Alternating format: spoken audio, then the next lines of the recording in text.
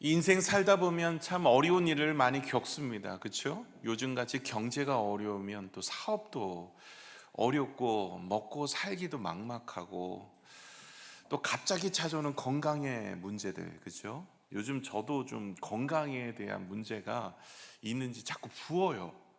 많이 먹어서 그런 게 아니라 부어요. 그래서 손발이 좀 붓고 얼굴이 자꾸 부어요. 그래서 뭐가 문제가 있는가, 좀 덜 드시면 좋겠다 이런 생각 하시죠? 네. 그런데 이제 자꾸 건강이라는 것들이 좀 문제가 발생하기도 하고, 또 여러 가지 관계적인 부분에 있어서도 믿었던 사람이 때로는 마음을 속상하게 만들기도 하고, 가족과 친구, 이웃들, 또 여러 가지 사회적 어려움 때문에 앞날이 보이지도 않고, 또 우리의 또 실직으로 또 힘든 분들도 계시고, 자녀들이 또 믿음 생활 안에서 그것 때문에 어려운 분들도 계시고, 또 기도를 그렇게 열심히 했는데도 불구하고 길이 열리지 않는 분들도 계시고, 또 여러 문제 앞에 놓인 분들 참 많으시더라고요. 이럴 때 여러분 어떻게 하시겠어요? 하나님 없다, 하나님이 내 기도 들어주시지 않는다, 이렇게 말씀하시겠습니까? 오늘 영상 속에서도 김선태 목사님, 한국전쟁 때 고아가 되었고 두 눈을 잃었습니다. 정말로 그는 하나님을 만났고, 그래서 할 수 있는 것은 기도밖에 없었습니다. 친척이 한 분 있었는데 양주까지 20일에 걸쳐서 찾아갔더니 이제 전쟁통이었기 때문에 피난을 가야 되는데 눈도 못 보는 아이를 떠안게 되니까 이 고모가 죽여버리고 가자라는 소리를 듣게 되어지고 그는 도망하였죠.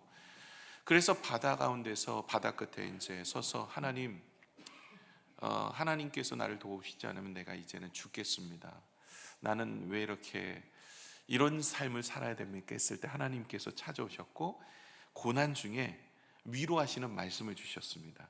그때 그는 주님을 만났고 주님을 찬양했습니다. 여러분, 우리의 인생이 무너질 때 아직 회복이 되기 전에 우리가 붙잡아야 될 것은 말씀이에요. 그리고 그 말씀을 가지고 우리가 해야 될 것은 하나님을 찬양하고 찬미하는 일입니다. 아직 환경이 열려지진 않았고 우리가 아직까지는 내 인생에 하늘의 응답은 없을지라도 하나님을 신뢰하고 하나님을 믿음으로 바라보면서 우리가 해야 될 일은 하나님을 찬미하는 일이 되어져야 합니다. 그것은 응답을 받아서가 아니라 하나님께서 나를 이끌어 주셔서 우리의 인생의 고통, 어려운 끝에 반드시 하나님은 우리를 선하게 사용하실 줄로 믿기 때문에 그렇습니다. 그래서 김선태 목사님이 간증을 하면서 이야기하잖아요. 내가 만약에 그때 사고로 눈을 잃어버리지 않았다면, 내가 정상인으로 살았다면 지금 시각장애를 가지고 있는 어려운 이들을 내가 마음을 두고 그들을 치유하며 돌아볼 수 없었다고.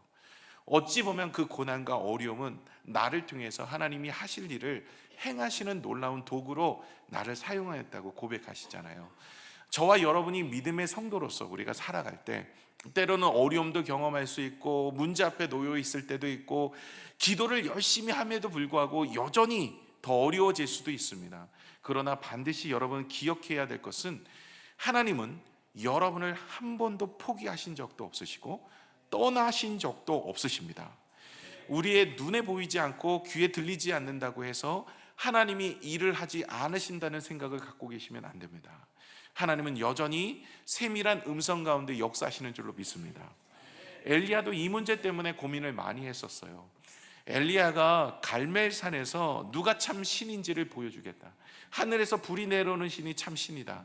그래서 바알과 아세라 선지자 850명, 그리고 본인 혼자 850대 1로 겨루었어요. 그런데 하늘에서 불이 내려온 신은 하나님이 역사하셨습니다. 그래서 이 엘리야는 그 850명의 그 바알과 아세라 선지자를 다 죽이는 놀라운 역사를 이루었어요. 그랬던 그가 이세벨의 말 한마디에 마음이 녹아버렸죠. 아합과 이세벨, 그 당시에 왕과 왕비였습니다. 북이스라엘 왕과 왕비였어요. 그리고 백성들이 하늘에서 불이 내려오는 하나님의 역사를 보여주면 그들이 마음이 동해서 하나님만을 바라보겠다 이랬는데 전혀 변화되지 않는 거예요.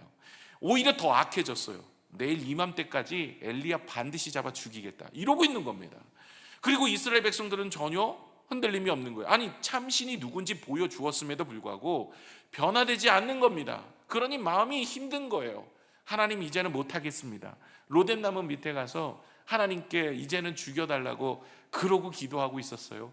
그럴 때 하나님이 먹이고 재우시기를 3번 하시고 호렙산으로 부르셔서 급하고 바람 가운데 역사하지도 않으시고 불 가운데도 없고 어디서 역사하냐면 세밀한 음성 가운데. 그 세밀한 음성은 원어로 보시면 신이 돌을 쪼개는 소리다 그래요. 신이 돌을 쪼개는, 그게 뭐 사람의 귀에는 들리지 않죠.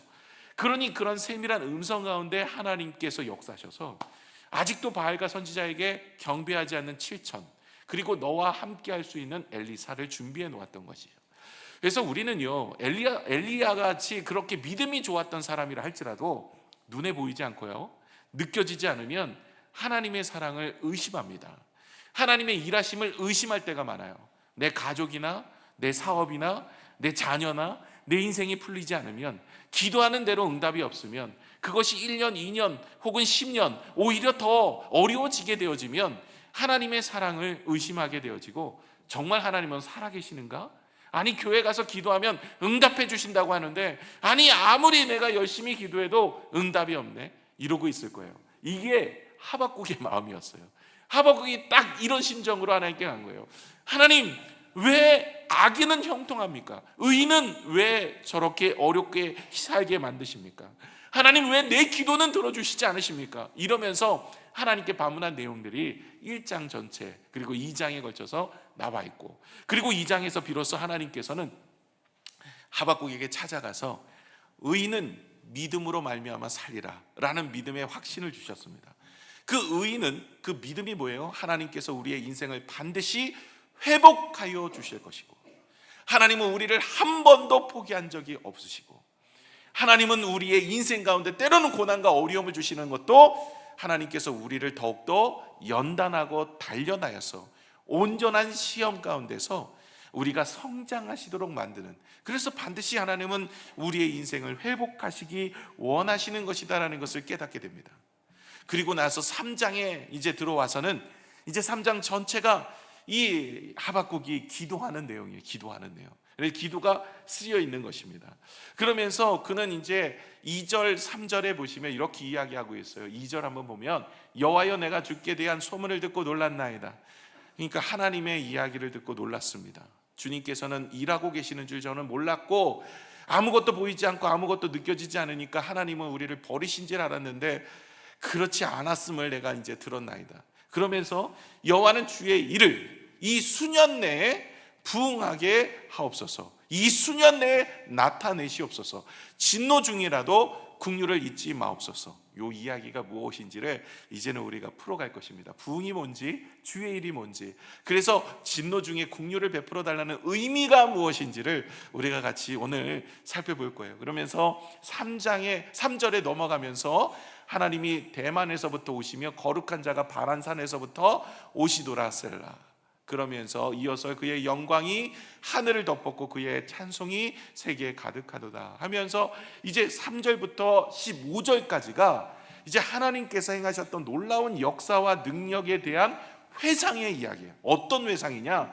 대만이와 바란산에서 올라오시는 놀라운 역사. 이거는요, 이스라엘 백성들이 광야길을 걸어갈 때 이야기를 하고 있는 거예요. 그러니까 이 하박국 선지자는 지금 이스라엘 백성들, 이전의 이스라엘 백성들의 그 광야길에서 역사하셨던 고난 중에, 어려움 중에 광야에서도 지키시고 하나님이 돌보시고 40년 동안 그들에게 먹이시고 입히셔서 비록 광야를 걷고 있지만 하나님께서는 그들과 함께 하시고 반드시 끝내는 가나안 땅에서, 축복의 땅에서 은혜를 입었던 그것을 회상하면서 하나님을 찬미하는 거예요. 하나님, 이제도 하나님 그때를 잊지 마시고 긍휼을 베풀어 주셔서 우리가 다시 한번 하나님 앞에 온전한 믿음으로 서게 하여 주옵소서, 이러고 있는 겁니다. 왜냐하면 여러분, 광야 길은요, 축복의 길이 사실 아니었어요. 광야 40년은요 그들이 믿음이 없었기 때문에 하나님이 그 길을 돌게 하신 거예요. 어떻게 보면 진노의 모습일 수 있어요. 그러나 하나님은 그들을 붙드시고 함께 하셔서 40년 동안 믿음을 성장시키는 기간이었잖아요. 그들이 가데스 바네아에서 정탐꾼을 12정탐꾼을 40일 동안 보냈지만 돌아와서 그들의 보고했던 내용을 보면서 우리는 다 메뚜기 같은 존재입니다. 애굽으로 돌아가야 됩니다. 이제 우리는 여기서 다 죽게 생겼습니다. 이런 믿음 없는 소리, 하나님에 대한 신뢰가 깨지는 그런 믿음의 연약한 모습을 통해서 하나님은 얘기하십니다. 그들에게 진노하시면서 이렇게 이야기하죠. 너희들은 왜 이렇게 믿음이 없느냐 하면서, 홍해를 건너왔던 너희가, 10가지 재앙을 보았던 너희가, 내가 만나와 메추라기를 먹이면서 너희를 이곳까지 인도해냈는데 왜 나를 믿지 못하느냐 하면서, 그 이스라엘 백성들이 40일을 정탐한 것을 하루를 1년씩 칩니다. 그래서 40년을 돌아라. 이건 어떻게 보면 하나님의 진노였지만, 그러나 뭐예요? 그 진노가 하나님의 은혜였죠. 회복을 이루는 은혜죠. 왜냐하면 그들이 나중에 가나안 땅을 들어갈 수 있는 믿음으로 성장되게 되어졌어요. 홍해는 가만히 있어서 갈라졌지만 요단강은 발로 밟으라 그랬거든요. 그들의 믿음이 성장되었어요. 그리고 나서 요단강이 갈라지고 그들이 입성하고, 여리고성을 어떻게 무너뜨렸어요? 돌아서 무너뜨렸죠. 이전에 같았으면, 바로 나와가지고 여리고성까지 갔다면 그들 그거 못 듭니다. 그들은 돌아가자고 이야기했을 거예요. 그러나 40년 광야에서 그들이 하나님을 경험하고 체험하고 믿음이 성장하고 나니까 여리고성도 돌 수 있었고, 그들은 나아가서 성장하게 되어집니다. 가나안 땅에 들어가서 28번 전쟁을 해요.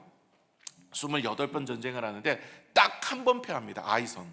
그 외에는 다 승리를 하게 되어지고, 그 정말 젖과 꿀이 흐르는 땅, 거기는 7족속이 살고 있는데 완전한 승리를 이루게 되어집니다.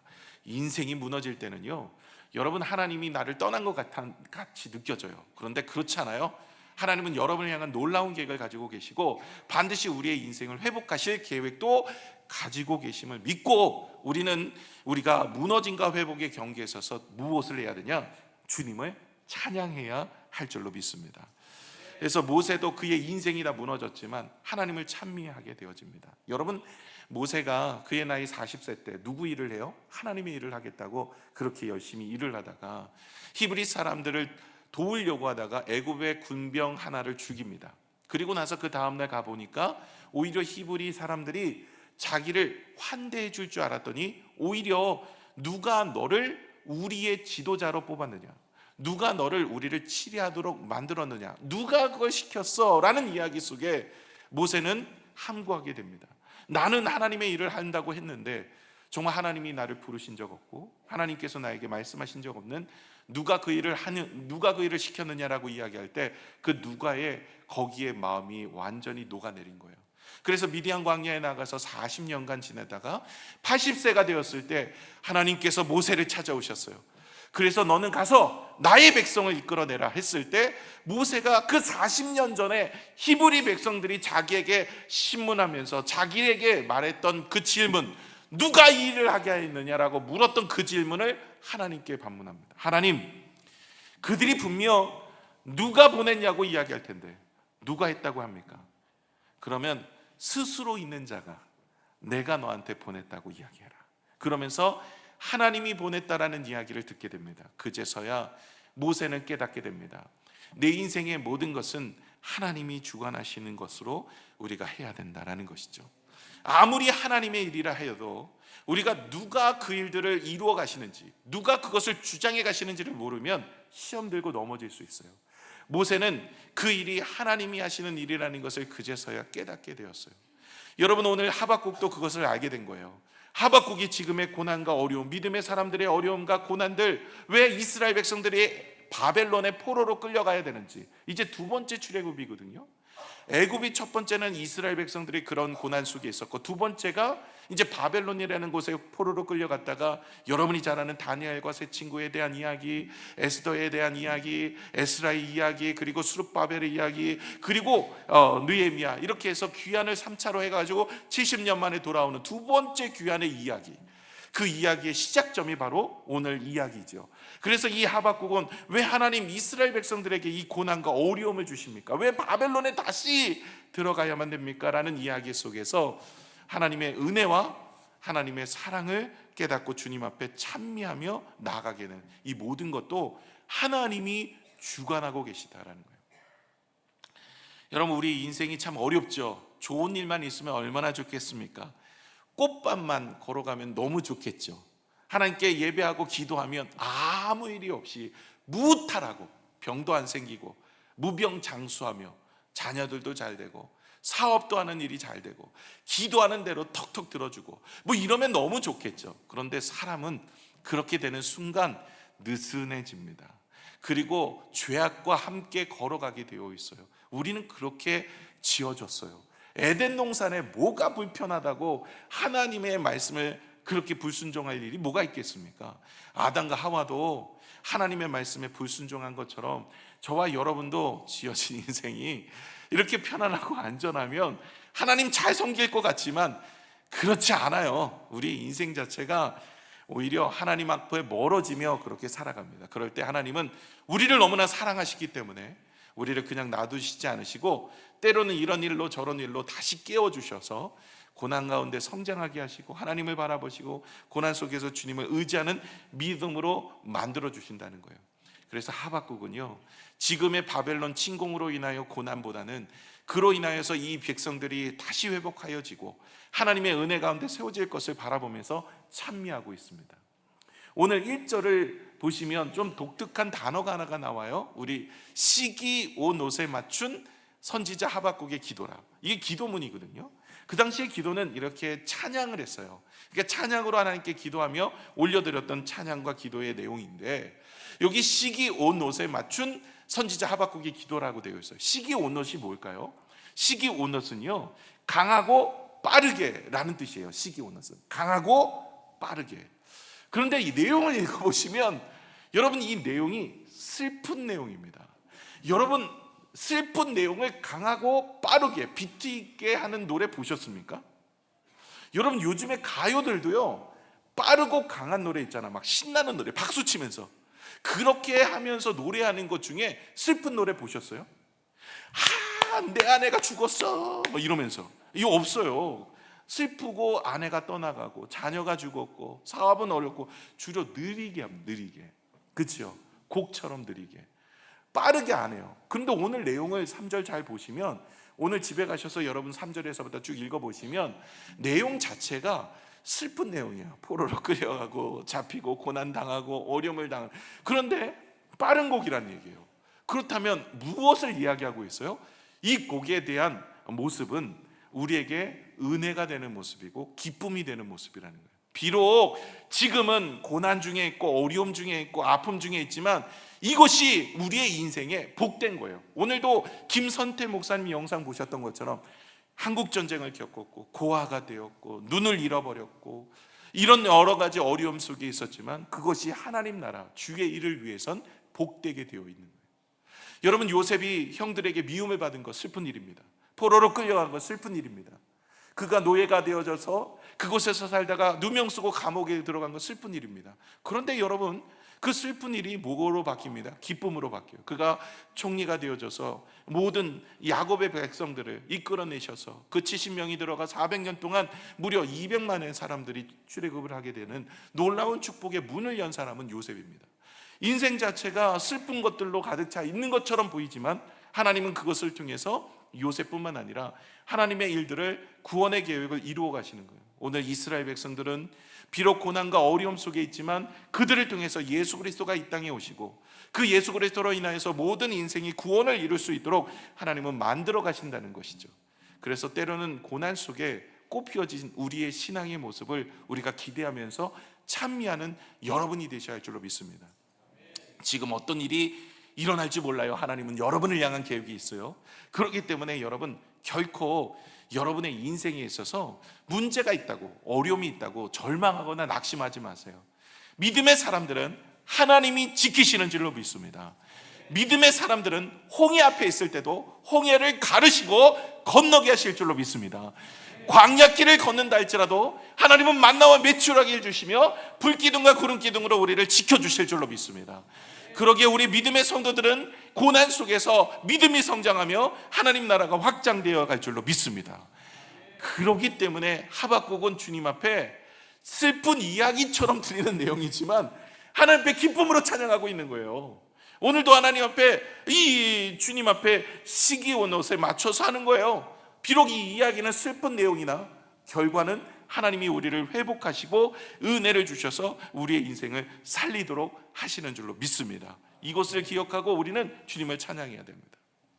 제가 여러분에게 이제 질문을 할 텐데, 여러분은 네 가지 질문을 할 텐데, 그 네 가지 질문에 여러분은 말도 안 돼라고 하시면 됩니다. 알겠죠? 말도 안 돼. 손은 돼.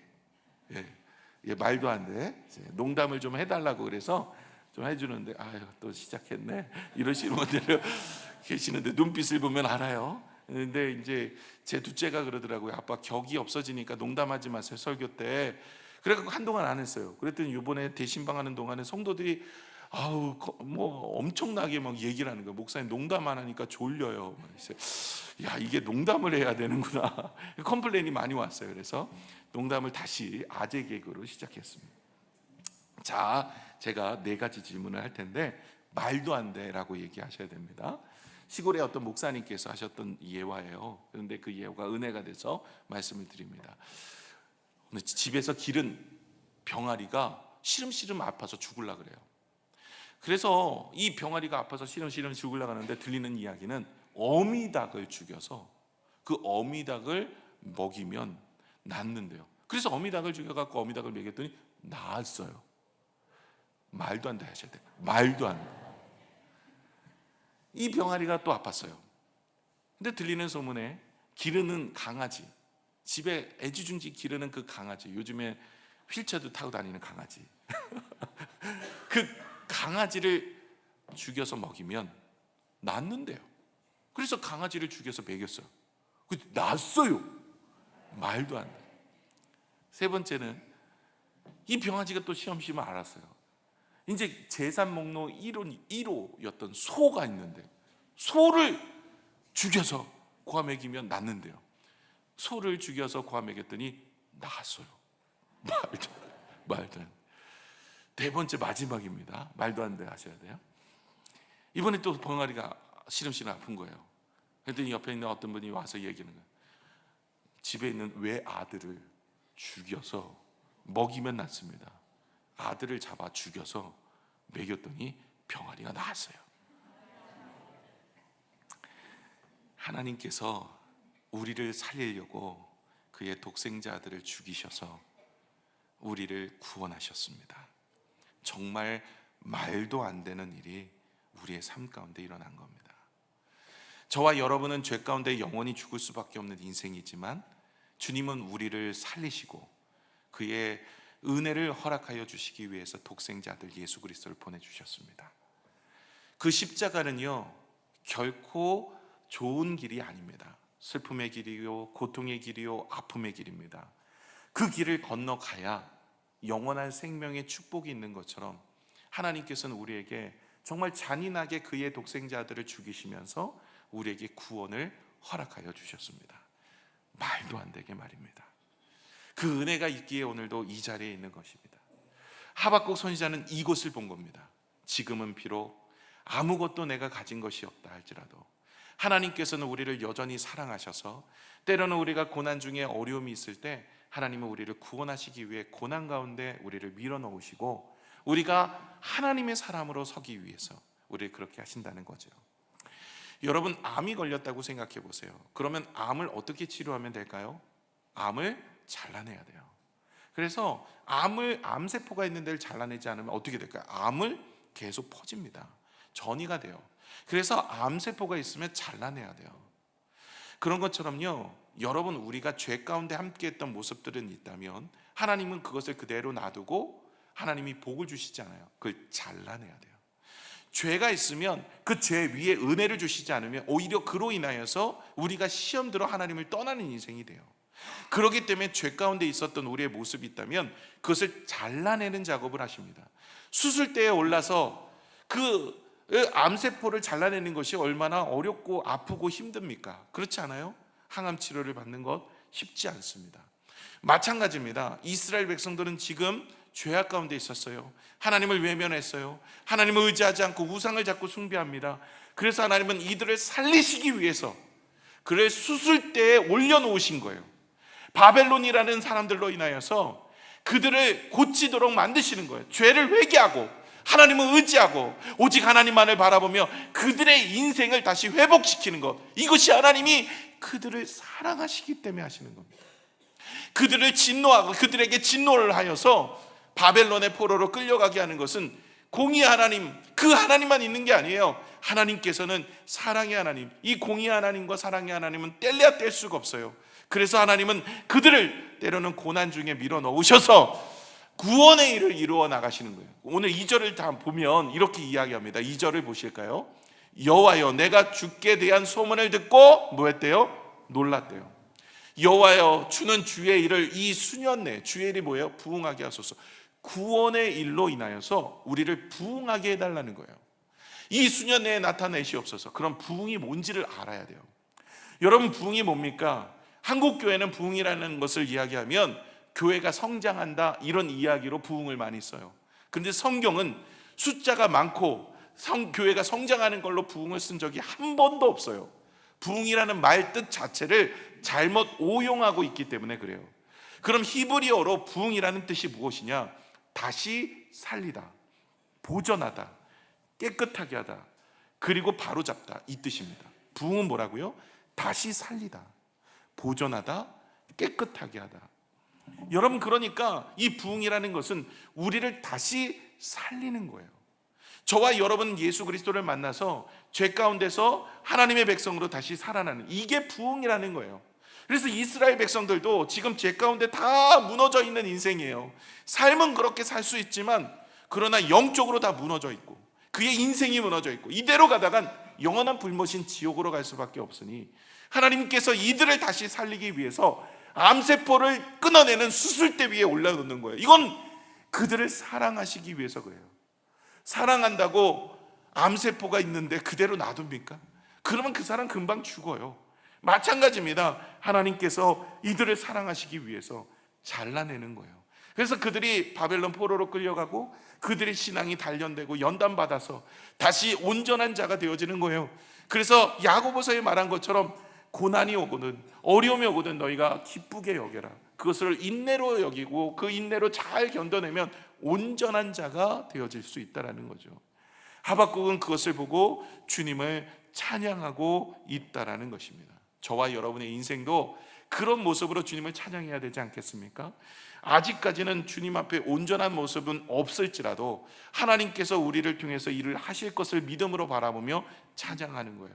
그래서 오늘 하박국은 시기 온 옷에 맞춘 노래라고 이야기합니다. 지금은 포로로 끌려가는 그 입장에 놓여 있는 상황이고 지금은 어려움 중에 있는 상황이지만 그러나 이 고백은 하나님께서 반드시 회복으로 우리를 세워주시고 위로하여 주시고 회복해 주실 것이라는 것에 믿음의 확신을 가지고 주님을 찬미하고 찬양하고 있는 거예요.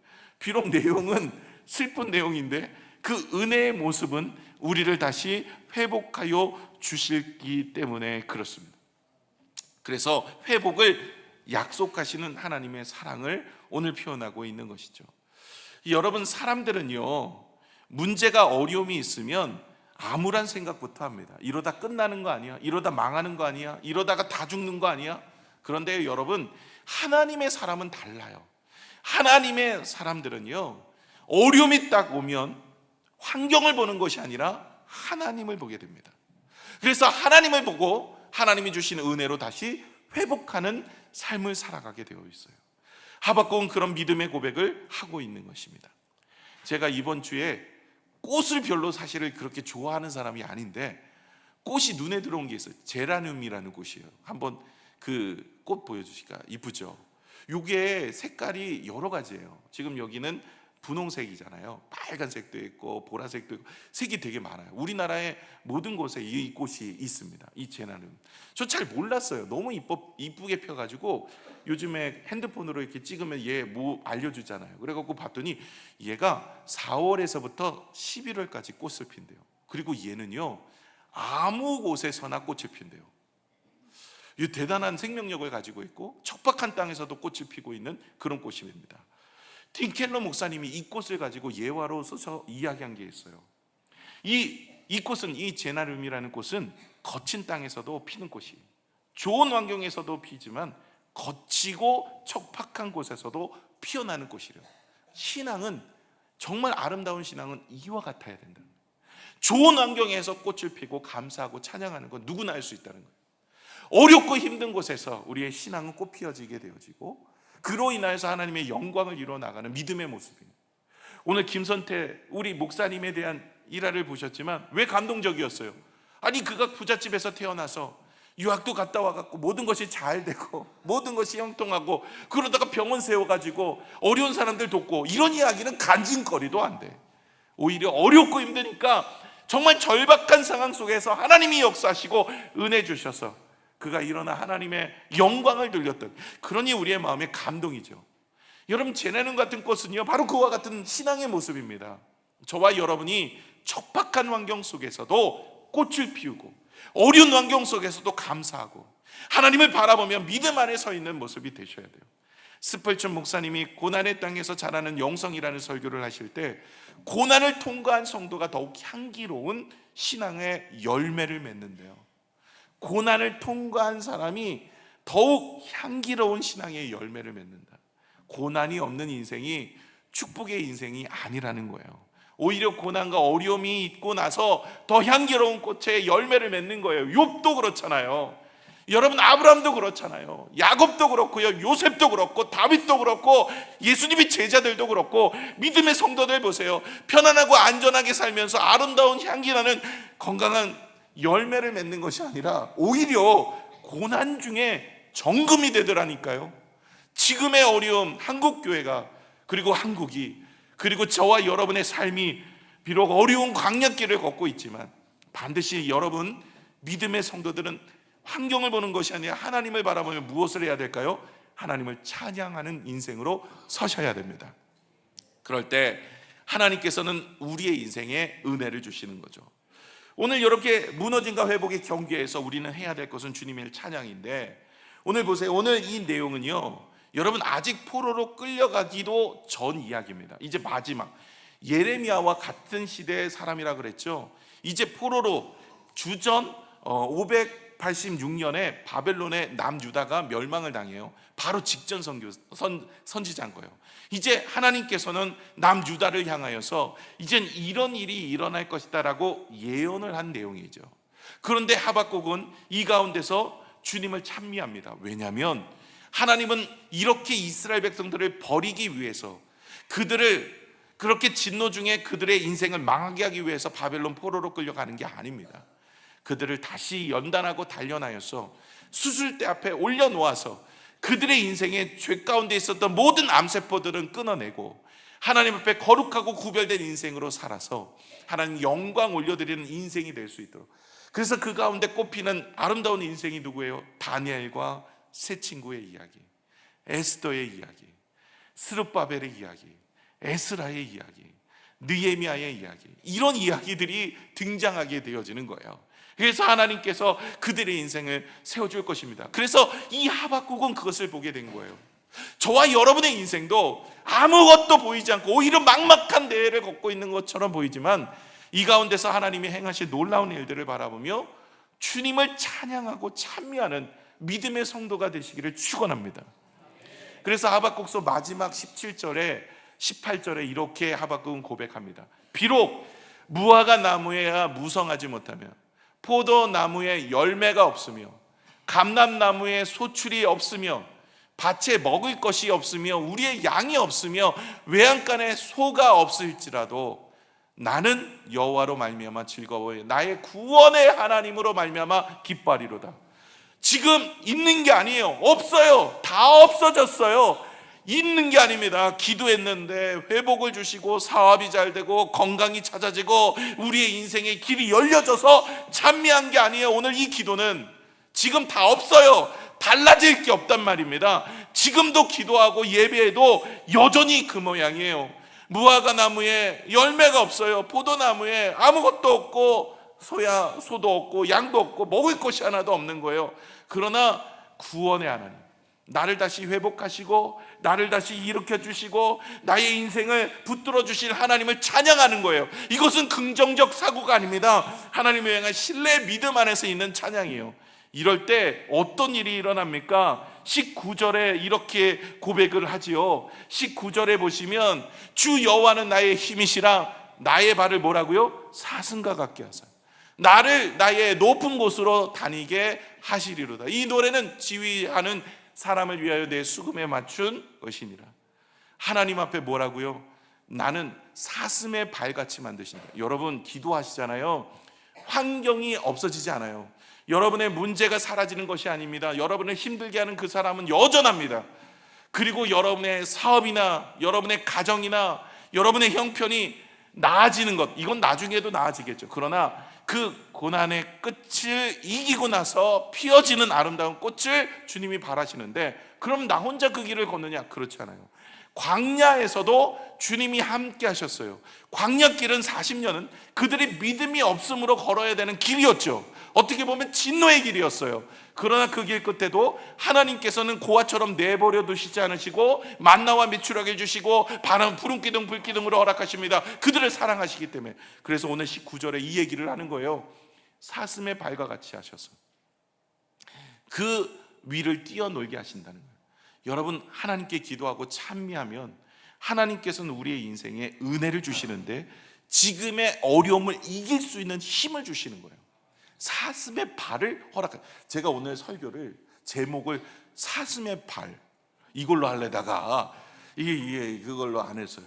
사슴의 발을 허락하셔서 높은 곳을 뛰어다니게. 하나님께서는 오늘 여러분에게 찬양하고 찬미하는 여러분의 삶 속에 물질의 어려움이든 건강의 어려움이든 자녀의 문제이든 관계의 문제이든 삶의 모든 문제를 이길 수 있는 그 힘을 허락하여 주시고 반드시 이 문제를 건너가게 하시고 난 다음엔 우리의 인생은 회복으로 이끌어 주셔서 승리하게 하시는 줄로 믿습니다. 여러분, 우리가 IMF 때도 얼마나 어려웠었습니까? 그러나 기도 중에 하나님이 은혜를 주셔서 이제까지 왔어요. 지금도 어렵다 합니다. IMF보다 더 어렵고 코로나 기간보다 어렵다 합니다. 그러나 하나님께서는 우리를 단련시킨 후에 정금처럼 세워가실 줄로 믿습니다. 욥기 1장 21절에 욥도 모든 인생의 모든 것을 다 잃어버렸을 때 이렇게 이야기합니다. 이르되 내가 모태에서 알몸으로 나왔은즉 또한 알몸이 그리로 돌아올지라. 주신 이도 여호와시요 거두신 이도 여호와시니 여호와의 이름이 찬송을 받으실지로다 하고, 자녀들 하루아침에 다 죽고 사업은 망하고 아내는 떠나고 육신은 병들고 친구들은 정죄하고 뭐 하나같이 남은 게 없어요. 그럼에도 불구하고 욥은 마음을 정하였어요. 하나님을 찬양하기 위해서. 다니엘은 왕의 조서에 도장이 찍힌 것을 알고도 마음을 정하였대요. 하나님을 찬양하고 기도하기로. 여러분, 우리 인생 고난과 어려움이 있지만 우리가 마음을 정해야 됩니다. 하나님을 찬양하고 찬미하기로. 그러면 하나님께서는 사슴의 발과 같이 우리의 인생을 이런 어려움 속에서도 이기게 하시고 반드시 우리는 아름다운 척박한 곳에서도 꽃을 피우는 놀라운 은혜를 허락하게 하실 줄로 믿습니다.